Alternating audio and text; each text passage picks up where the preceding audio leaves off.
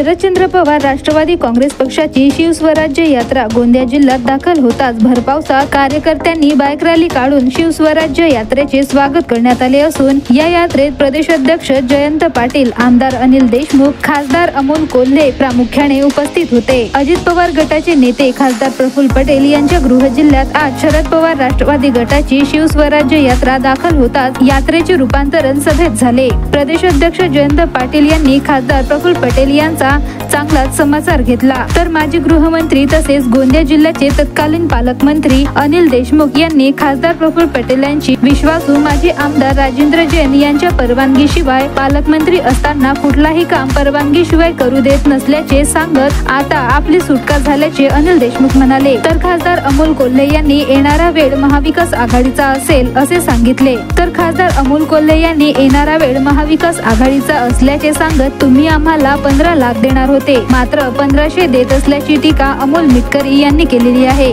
तर याशिवाय स्वराज्य यात्रेदरम्यान प्रदेशाध्यक्ष जयंत पाटील यांनी तिरोडा विधानसभा क्षेत्रात महाविकास आघाडीचा उमेदवार आणून गुड्डू बोपचे यांना उमेदवारी देणार असल्याचे संकेत दिले। जयंत पाटीलांना ऐकण्यासाठी हजारो नागरिकांनी गर्दी केली होती।